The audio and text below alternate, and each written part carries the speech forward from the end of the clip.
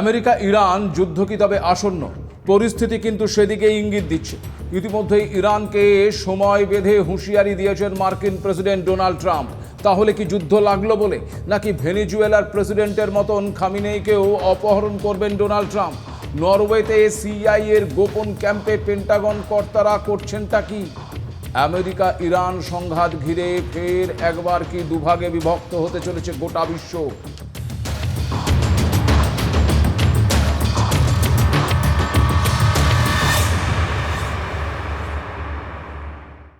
নমস্কার, আপনারা দেখতে শুরু করেছেন এডিটার্স ডায়েরি। আমি ভাস্কর দত্ত আরও একটি এপিসোডে আপনাদেরকে স্বাগত জানাই। এই মুহূর্তে আমেরিকা ইরান সংঘাত নিয়ে তোলপাড় গোটা বিশ্ব। ইতিমধ্যেই ফের একবার ইরানের বিরুদ্ধে সুর চড়িয়েছেন মার্কিন প্রেসিডেন্ট ডোনাল্ড ট্রাম্প। বৃহস্পতিবারই ওয়াশিংটনে গাজা পুনর্গঠনে তৈরি বোর্ড অব পিসের সদস্যদের প্রথম বৈঠক ছিল, আর সেই বৈঠকের শুরুতেই ইরানকে কড়া হুঁশিয়ারি দিয়ে 10 থেকে 15 দিনের সময়সীমা বেঁধে দিয়েছেন ডোনাল্ড ট্রাম্প। তিনি ইরানের উদ্দেশ্যে সাফ জানিয়ে দিয়েছেন, বোঝাপড়ায় না এলে খারাপ কিছু ঘটতে পারে। কিন্তু প্রশ্ন হচ্ছে, খারাপ কিছু মানে ঠিক কি বোঝাতে চেয়েছেন ডোনাল্ড ট্রাম্প? সে বিষয়ে অবশ্য স্পষ্ট করে কিছু জানায়নি আমেরিকা। তবে আমেরিকার হুঁশিয়ারির পাল্টা রাষ্ট্রসংঘের মহাসচিব অ্যান্থনিও গুতেরেসকে একটি চিঠি লিখেছে ইরান। তাদের দাবি, ইরানের পার্শ্ববর্তী শত্রু বাহিনীর সমস্ত ঘাঁটি, সুযোগ সুবিধা এবং সম্পদকে বৈধ লক্ষ্যবস্তু হিসেবে বিবেচনা করবে তারা। প্রয়োজনে সেখানে হামলা চালাবে তারা। এখানে আপনাদেরকে একটা বিষয় জানিয়ে রাখি যে, সময় বেঁধে দেওয়ার হুঁশিয়ারির পরেই এই চিঠিটি কিন্তু লিখেছে ইরান। এই আবহে মার্কিন সংবাদ মাধ্যম সূত্রে খবর, আমেরিকার সেনা ইতিমধ্যেই হোয়াইট হাউসকে জানিয়ে দিয়েছে যে তারা সপ্তাহান্তে ইরানে হামলা চালানোর জন্য পুরোপুরি প্রস্তুত। তারা শুধু ট্রাম্পের গ্রিন সিগন্যালের অপেক্ষা করছে। আর এরপরেই জানা যাচ্ছে যে এই আবহে মধ্যপ্রাচ্যে 2টি যুদ্ধজাহাজ মোতায়েন করেছে আমেরিকা। তাহলে কি সত্যিই যুদ্ধ আসন্ন? মার্কিন সংবাদ মাধ্যম সূত্রে জানা যাচ্ছিল যে চলতি সপ্তাহেই নাকি যুদ্ধের সম্ভাবনা রয়েছে। সেই আশঙ্কা কি তবে এবার সত্যি হতে চলেছে? দেখুন, এই সংঘাত কিন্তু আজকের নয়, গত কয়েক মাস ধরেই এই সংঘাতের আবহ তৈরি হয়ে রয়েছে। আর এই সংঘাতের কেন্দ্রবিন্দুতে রয়েছে একটি পরমাণু চুক্তি। তবে শুধু পরমাণু চুক্তি নয়, নেপথ্যে রয়েছে একাধিক কারণ। এক এক করে সেই সমস্ত প্রসঙ্গে আসছি। দেখুন, আমেরিকা ইরান সংঘাতের সূত্রপাত আজকের ঘটনা নয়, এর শিকড় প্রায় 7 দশক আগে। 1953 সালে যুক্তরাষ্ট্র ও ব্রিটেন যৌথভাবে একটি গোপন অভিযানে ইরানের নির্বাচিত প্রধানমন্ত্রী মোহাম্মদ মোসাদ্দেককে ক্ষমতা থেকে সরিয়ে দিয়েছিল। মার্কিন গোয়েন্দা সংস্থা সিআইএ এবং ব্রিটিশ গোয়েন্দা সংস্থা MI6 এর সেই গোপন অভিযানের নাম ছিল অপারেশন বুট বা অপারেশন এজাক্স। এই অভিযানের কারণ কি জানেন? কারণটা এটাই যে তৎকালীন ইরানের প্রধানমন্ত্রী মোহাম্মদ মোসাদ্দেক 1951 সালে ব্রিটিশ নিয়ন্ত্রিত অ্যাংলো ইরানিয়ান অয়েল কোম্পানি জাতীয়করণ করেছিলেন। আর এর ফলে পশ্চিমীদের আধিপত্য ও স্বার্থে ঘা লেগেছে। তাই তাকে ক্ষমতা থেকে সরিয়ে দেওয়া হয়, ঠিক যেভাবে কিছুদিন আগেই ভেনেজুয়েলার প্রেসিডেন্ট নিকোলাস মাদুরোকে সরিয়ে দেওয়া হয়েছে। যাই হোক, এরপর আমেরিকার সমর্থনে ক্ষমতায় বসানো হয় শাহ মোহাম্মদ রেজা পাহলভিকে, যিনি আধুনিকীকরণ করলেও স্বৈরাচারী শাসন চালাতে থাকেন এবং আমেরিকার ঘনিষ্ঠ মিত্র হিসেবে পরিচিত হন। কিন্তু এই শাসনের বিরুদ্ধে জনরোষ বাড়তে থাকে, যার পরিণতিতে 1979 সালে ইসলামিক বিপ্লব ঘটে এবং ধর্মীয় নেতা আয়াতুল্লাহ রহুল্লাহ খামেনেই ক্ষমতায় আসেন। এছাড়া 1979 সালের 4 নভেম্বর শুরু হওয়া ইরান জিম্মি সংকট বা ইরান হোস্টেজ ক্রাইসিস ছিল আধুনিক ইতিহাসের অন্যতম দীর্ঘতম এবং নাটকীয় কূটনৈতিক সংকট, যা আজও ইরান মার্কিন সম্পর্কের তিক্ততার মূল ভিত্তি হিসেবে কাজ করে। এখানে খুব সংক্ষেপে একটু জানিয়ে দিই যে কি এই ইরান জিম্মি সংকট বা ইরান হোস্টেজ ক্রাইসিস। 1979 সালের 4 নভেম্বর শুরু হওয়া ইরান জিম্মি সংকট ছিল 444 দিন ধরে চলা একটি কূটনৈতিক অচলাবস্থা, যেখানে তেহরানে মার্কিন দূতাবাসে কট্টরপন্থী ইরানি শিক্ষার্থীরা 52 জন মার্কিন কূটনৈতিক এবং নাগরিককে জিম্মি করে রেখেছিল। কারণ শাহ মোহাম্মদ রেজা পাহলভির প্রতি আগে থেকেই ইরানি জনগণের তীব্র ক্ষোভ ছিল এই ক্ষোভ থেকেই ইরানের কট্টরপন্থী শিক্ষার্থীরা যুক্তরাষ্ট্রের দূতাবাসে হামলা চালিয়েছিল, কারণ তারা আশঙ্কা করছিল যে যুক্তরাষ্ট্র ক্ষমতাচ্যুত শাহ মোহাম্মদ রেজা পাহলভিকে আবার ক্ষমতায় ফিরিয়ে আনতে পারে। এই 52 জন জিম্মিকে মুক্ত করতে ব্যর্থ হয়ে তৎকালীন মার্কিন president Jimmy Carter operation Eagle Claw নামক একটি সামরিক অভিযান চালান, যা শোচনীয়ভাবে ব্যর্থ হয়। শেষ পর্যন্ত 1981 সালের 20 জানুয়ারি, ঠিক যে মুহূর্তে রোনাল্ড রেগান মার্কিন প্রেসিডেন্ট হিসেবে শপথ নিয়েছিলেন, সেই মুহূর্তে জিম্মিরা মুক্তি পান। ফলে বুঝতেই পারছেন যে আমেরিকা আর ইরানের সংঘাত একেবারেই সাম্প্রতিক কিন্তু নয়, বরং অনেকটাই গভীরে রয়েছে এর শেকড়। এরপর ইরানের পারমাণবিক কর্মসূচি নিয়ে নতুন করে উত্তেজনা শুরু হয়, কারণ আমেরিকার আশঙ্কা যে ইরান গোপনে পারমাণবিক অস্ত্র তৈরি করতে পারে। আমেরিকা দীর্ঘদিন ধরে ইরানের ইউরেনিয়াম সমৃদ্ধিকরণ কর্মসূচি নিয়ে আপত্তি জানিয়ে আসছিল। ওয়াশিংটনের দাবি, পরমাণু অস্ত্র তৈরির জন্য এই কর্মসূচি শুরু করেছে তেহরান। যদিও ইরান বরাবরই দাবি করে এসেছে যে তাদের কর্মসূচি শান্তিপূর্ণ। এই নিয়ে বছরের পর বছর নিষেধাজ্ঞা, চাপ এবং আলোচনা চলেছে। অন্যদিকে ট্রাম্প লাগাতার দাবি করে আসছেন যে তেহরানকে পরমাণু কর্মসূচি বন্ধ করতে হবে, ইউরেনিয়াম সমৃদ্ধ করতে দেওয়া হবে না। এই নিয়ে গত মঙ্গলবার সুইজারল্যান্ডের জেনেভায় দুই দেশের মধ্যে একটি বৈঠকও হয়। যদিও শেষ পর্যন্ত চুক্তি হবে কিনা সে বিষয়ে সন্দিহান মার্কিন কর্তারা। ট্রাম্প দ্বিতীয় মেয়াদে প্রেসিডেন্ট হবার পর এই নিয়ে দুই দেশের মধ্যে আলোচনা শুরু হয়েছিল। তবে গত বছরের জুনে ইরান ইসরায়েলের সংঘাত শুরু হলেও আলোচনা বন্ধ হয়ে যায়। আর ওই সময় ইরানের পারমাণবিক স্থাপনায় হামলা চালিয়েছিল আমেরিকা। কাসেম সোলেইমানিকে হত্যার পর এবং 1988 সালের নৌ আক্রমণের পর ইরানের ভূখণ্ডে এটাই প্রথম ছিল মার্কিন হামলা। গত বছর জুন মাসে ইরানের নাতাঞ্জ, ফোর্ডো এবং ইস্পাহান পরমাণু কেন্দ্রে আকাশপথে হামলা চালিয়েছিল আমেরিকা। ইরানে হামলার পর ট্রাম্প সমাজ মাধ্যমে লিখেছিলেন, ফর্ডো শেষ। আপনাদের জানিয়ে রাখি যে ফর্ডো হলো ইরানের অন্যতম গুরুত্বপূর্ণ একটি পরমাণু কেন্দ্র। যদিও ইরানের তরফে অবশ্য দাবি করা হয়েছিল যে সে দেশের জনগণ নিরাপদেই রয়েছে, পরমাণু কেন্দ্রগুলো থেকে তেজস্ক্রিয় বিকিরণ হচ্ছে না। আসলে 2015 সালে পারমাণবিক চুক্তি বা জেসিপিওএ স্বাক্ষরিত হলেও পরে আমেরিকা তা থেকে সরে গেলে আবার উত্তেজনা বেড়ে যায়। এর সঙ্গে আবার যুক্ত হয়েছে মধ্যপ্রাচ্যে প্রভাব বিস্তারের প্রতিযোগিতা, ইরানের আঞ্চলিক মিত্র গোষ্ঠীগুলোর প্রতি সমর্থন এবং মার্কিন সামরিক উপস্থিতি নিয়ে বিরোধ। ফলে এই দুই দেশের সম্পর্ক এখন শুধু রাজনৈতিক নয়, সামরিক, অর্থনৈতিক এবং আদর্শিক সংঘাতে পরিণত হয়েছে। সংক্ষেপে বলতে গেলে 1953 সালের অভ্যুত্থান, 1979 সালের বিপ্লব, দূতাবাসে জিম্মি সংকট, পারমাণবিক কর্মসূচি এবং মধ্যপ্রাচ্যে প্রভাব বিস্তারের লড়াই, এই সব কিছু মিলিয়ে ধাপে ধাপে গড়ে উঠেছে আমেরিকা ইরান সংঘাত। এই সংঘাত কি এবার তাহলে সরাসরি যুদ্ধের ময়দানে নামবে? কি জানাচ্ছে আমেরিকা? পাল্টা ইরান কি ভাবছে? বিশ্ব রাজনীতিতে কার সমর্থন বেশি? যদি যুদ্ধ হয় তাহলে কোন সমস্যার সম্মুখীন হতে হবে গোটা বিশ্বকে? দেখুন, বর্তমানে পরমাণু চুক্তি নিয়েও ইরান এবং আমেরিকার মধ্যে আলোচনা কিন্তু চলছে। তবে ট্রাম্প কার্যত হুঁশিয়ারি দিয়ে আগেই জানিয়ে দিয়েছেন যে ইরান যদি চুক্তিতে সম্মত না হয় তাহলে যুদ্ধ ছাড়া আর কোনো পথ খোলা থাকবে না। এদিকে মার্কিন সংবাদ মাধ্যম সিবিএস এবং সিএনএন সূত্র উদ্ধৃত করে জানিয়েছিল যে চলতি সপ্তাহের শেষেই নাকি ইরানে হানা দিতে প্রস্তুত মার্কিন সেনা। তাছাড়া এমনিতেই গত কয়েকদিন ধরেই পশ্চিম এশিয়ায় সামরিক কার্যকলাপ বাড়িয়েছে ট্রাম্প প্রশাসন। ওই অঞ্চলে 50-এরও বেশি যুদ্ধবিমান মোতায়েন করেছে মার্কিন সামরিক বাহিনী। ইতিমধ্যেই মধ্যপ্রাচ্যে 2টি যুদ্ধ জাহাজও মোতায়েন করেছে আমেরিকা।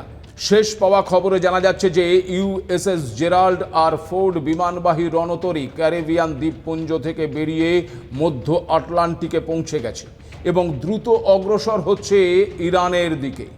এই রণতরীর সঙ্গে রয়েছে 3টি guided missile destroyer USS Mahan, USS Bainbridge এবং ইউএসএস উইনস্টন চার্চিল। এছাড়াও বিমানবাহী রণতরী আব্রাহাম লিঙ্কন এবং একাধিক যুদ্ধ বিমানও মোতায়েন করা হয়েছে সেখানে। এছাড়াও মধ্যপ্রাচ্যের বিভিন্ন দেশে আমেরিকার 8টি স্থায়ী সামরিক ঘাঁটি রয়েছে, যেখানে 30 থেকে 40 হাজার মার্কিন সেনা মোতায়েন রয়েছে। কিন্তু এই ঘাঁটিগুলোর দুর্বল প্রতিরক্ষা ব্যবস্থার কারণেই ট্রাম্পের ইচ্ছে থাকা সত্ত্বেও গত জানুয়ারিতে ইরানের বিক্ষোভের সময় সেখানে হামলা চালাতে পারেনি আমেরিকা। এছাড়া গত মাসে পেট্রিয়ট এবং থার্ডের মতন আকাশ প্রতিরক্ষা ব্যবস্থা মধ্যপ্রাচ্যের ঘাঁটিগুলোতে মোতায়েন করেছে আমেরিকা। এই ব্যবস্থা ইরানের ক্ষেপণাস্ত্র মোকাবিলা করতে পারে, যদিও মার্কিন কর্মকর্তাদের আশঙ্কা এই প্রতিরক্ষা ব্যবস্থাগুলো সাময়িক সময়ের জন্য ইরানের হাত থেকে ঘাঁটিগুলোকে সুরক্ষা দিলেও দীর্ঘমেয়াদে তা কতটা লাভজনক হবে তা নিয়ে যথেষ্ট সন্দেহ রয়েছে। এছাড়া গত কয়েকদিনে আমেরিকার F-35, F-22 এবং F-16 মতন যুদ্ধ বিমানগুলো মধ্যপ্রাচ্যের পথে ছিল। এমনকি বড় পরিসরে হামলা চালানোর জন্য সেখানে জ্বালানি সরবরাহের উড়োজাহাজও নেওয়া হয়েছে। গত বছর ইরানের পরমাণু স্থাপনায় হামলা চালানো আমেরিকার সেই B-2 বোমারু বিমানগুলোকেও হাই সিকিউরিটিতে রাখা হয়েছে বলেই জানিয়েছে মার্কিন কর্মকর্তারা। রিপোর্ট অনুযায়ী 2003 সালে ইরাক অভিযানের পর এই প্রথম এত বড় আকারে মার্কিন বায়ুসেনা মোতায়েন করা হচ্ছে ওই অঞ্চলে। বিশ্লেষকরা বলছেন, মধ্যপ্রাচ্যে চলতি সপ্তাহে যেভাবে আমেরিকার সাময়িক শক্তি বাড়ানো হয়েছে তাতে চাইলে তারা ইরানের পারমাণবিক কর্মসূচি, ব্যালিস্টিক ক্ষেপণাস্ত্র এবং সংশ্লিষ্ট পরিকাঠামো বা ক্ষেপণাস্ত্র উৎক্ষেপণ কেন্দ্রগুলো সমস্ত জায়গায় হামলা চালাতে পারে। এই আবহে বসে নেই কিন্তু ইরানও। হরমুজ প্রণালীতে ক্ষেপণাস্ত্র ছুড়েছে তারা। ঘটনাচক্রে হরমুজ প্রণালীর অদূরেই মোতায়েন রয়েছে বিমানবাহী যুদ্ধজাহাজ USS আব্রাহাম লিঙ্কন সহ একাধিক রণতরী। যদিও ইরানের দাবি এই ক্ষেপণাস্ত্র নিক্ষেপণ নিছক পরীক্ষামূলক। সত্যি কি তাই? এছাড়াও ইতিমধ্যেই সম্ভাব্য মার্কিন হানার কথা মাথায় রেখে দেশের পরমাণু কেন্দ্রগুলোকে সুরক্ষিত রাখছে ইরান। মার্কিন সংস্থা institute of science and international security satellite চিত্র বিশ্লেষণ করে দাবি করেছে যে ইরান তার গুরুত্বপূর্ণ পরমাণু কেন্দ্রগুলোতে নিরাপত্তা বন্দোবস্ত আঁটোসাঁটো করে ফেলেছে। বাংকার দিয়ে নাকি ঘিরে ফেলা হচ্ছে সেগুলোকে। মার্কিন সংস্থাটির তরফে আরও দাবি করা হয়েছে যে ইরানের পারচিন সেনাঘাঁটি সংলগ্ন নিউ তালেঘান 2 পরমাণু কেন্দ্রটিকে দ্রুততার সঙ্গে মাটির ভেতরে ঢুকিয়ে ফেলা হচ্ছে। ফেব্রুয়ারির দ্বিতীয় সপ্তাহের স্যাটেলাইট চিত্র দেখিয়ে মার্কিন সংস্থাটির আরও দাবি যে ইরানের আরও 2 পরমাণু কেন্দ্র নাতানাজ এবং ইস্পাহানে ঢোকার সুড়ঙ্গ পথকে পাথর এবং কংক্রিট দিয়ে বুজিয়ে ফেলা হচ্ছে। এছাড়া ইরানের রাজধানী তেহরান থেকে প্রায় 30 কিলোমিটার দক্ষিণ পূর্বে অবস্থিত পারচিন কমপ্লেক্স হল ইরানের সবচেয়ে সংবেদনশীল সামরিক ঘাঁটির একটি। পশ্চিমা গোয়েন্দা সংস্থাগুলো ইঙ্গিত দিয়েছে যে তেহরান 2 দশকের বেশি সময় ধরে সেখানে পারমাণবিক বোমা বিস্ফোরণ সম্পর্কিত পরীক্ষা চালিয়েছে। এছাড়া গত 2024 সালের অক্টোবরে ইসরায়েল বারবার পারচিনে হামলা চালিয়েছিল। সেই হামলার আগে ও পরে তোলা স্যাটেলাইট ছবি পরীক্ষা করে দেখা গেছে যে হামলায় পারচিনের একটি আয়তাকার ভবন মারাত্মকভাবে ক্ষতিগ্রস্ত হয়েছিল। পরে 2024 সালের 6 নভেম্বর ছবিতে দেখা যাচ্ছে যে সেখানে পুনর্নির্মাণের কাজ শুরু হয়েছে। তাছাড়া ইরানের ইস্পাহান কমপ্লেক্স, সেখান থেকে গত বছর জুনে যুক্তরাষ্ট্র বোমা হামলা চালিয়েছিল, সেটির প্রবেশপথ মাটিতে ঢাকা দেওয়া হয়েছে। মার্কিন কূটনীতিকদের ধারণা ইরানের বেশিরভাগ সমৃদ্ধ ইউরেনিয়াম ভূগর্ভস্থ ওই এলাকাতেই সংরক্ষিত রয়েছে। এছাড়াও ISIS জানিয়েছে যে স্যাটেলাইট ছবিগুলো ইঙ্গিত দিচ্ছে গত 10ই ফেব্রুয়ারি থেকে নাতাঞ্জ কমপ্লেক্সের কাছে একটি পাহাড়ের নিচে থাকা সুড়ঙ্গ কমপ্লেক্সের 2টি প্রবেশপথ শক্তিশালী এবং প্রতিরক্ষামূলকভাবে মজবুত করার কাজ চলছে।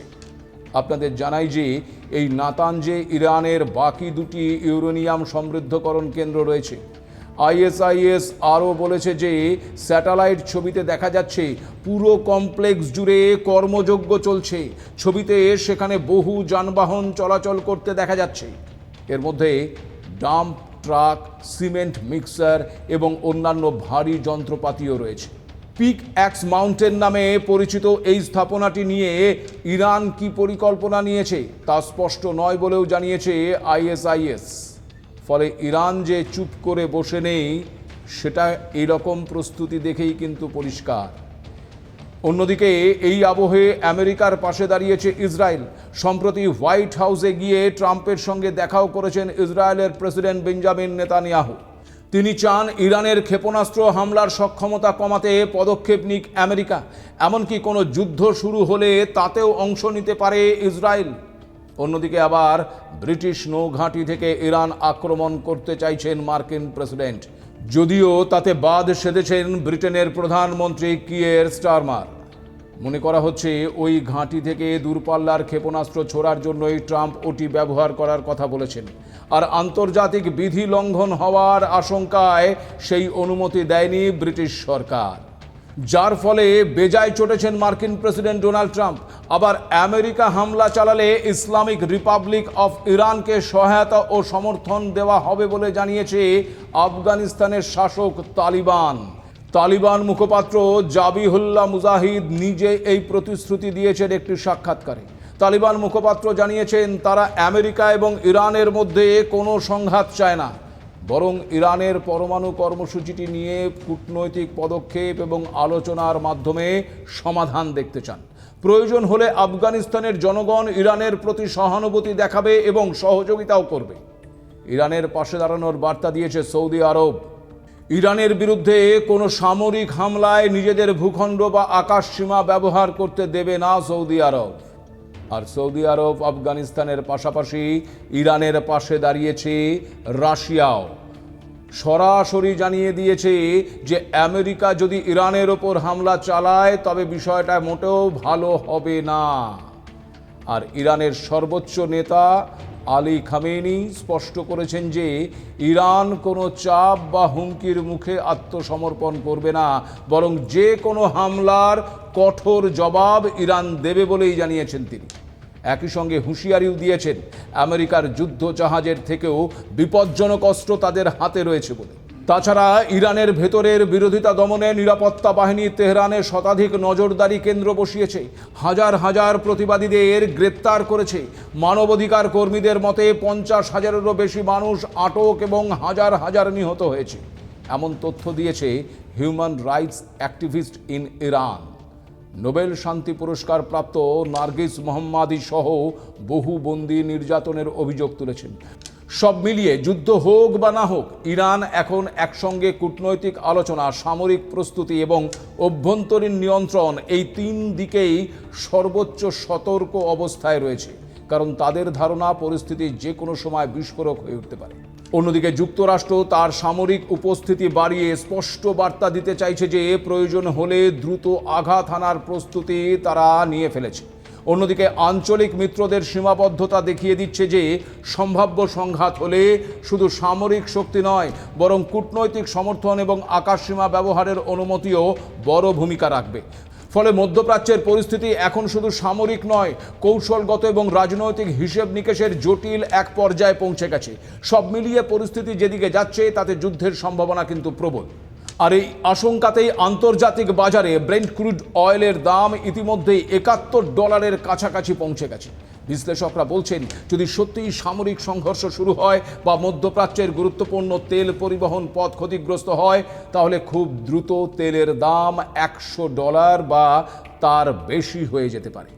কারণ বিশ্বের সমুদ্র পথে পরিবাহিত তেলের প্রায় 1/3 হরমুজ প্রণালী দিয়ে যায়, আর সেই পথের ওপর ইরানের প্রভাব রয়েছে। যুদ্ধ শুরু হলে ইরান ওই রুটে হামলা, মাইন বসানো এবং জাহাজ চলাচলে বাধা সৃষ্টি করতে পারে, যার প্রভাব কিন্তু পড়বে সরাসরি তেলের দামে। এছাড়াও কূটনৈতিক আলোচনা ব্যর্থ হওয়ার খবর এবং সামরিক প্রস্তুতির সংকেত পাওয়ায় বিনিয়োগকারীরা ইতিমধ্যেই ভবিষ্যতের ঝুঁকি ধরে নিয়ে আগে ভাগেই তেলের দাম বাড়িয়ে দিচ্ছেন। এটাকে বলা হয় ওয়ার প্রিমিয়াম, অর্থাৎ যুদ্ধ এখনো শুরু না হলেও যুদ্ধের সম্ভাবনা থাকলেই তেলের দাম বাড়তে থাকে। তেলের দাম বাড়লে বিশ্বজুড়ে জ্বালানির খরচ বাড়বে, পরিবহন ব্যয় বাড়বে, ফলে খাবার থেকে শিল্পপণ্য সব কিছুর দাম বাড়তে পারে। বিশেষ করে ভারত সহ যে সমস্ত দেশ তেল আমদানি করে তাদের অর্থনীতিতে চাপ বাড়বে বলেই মনে করা হচ্ছে। আমদানি খরচ এবং মুদ্রাস্ফীতি বাড়বে, সব মিলিয়ে এখন বিশ্ববাজার এক ধরনের কাউন্টডাউন পর্যায়ে রয়েছে। এখন কূটনীতি সফল হবে নাকি যুদ্ধ শুরু হবে, সেই সিদ্ধান্তের ওপরেই নির্ভর করছে তেলের ভবিষ্যৎ দাম এবং সমগ্র বিশ্বের অর্থনীতির স্থিতিশীলতা। এখন পরিস্থিতি কোন দিকে গড়ায়, নজর কিন্তু সবার সেদিকেই। আজ এ পর্যন্তই, নমস্কার।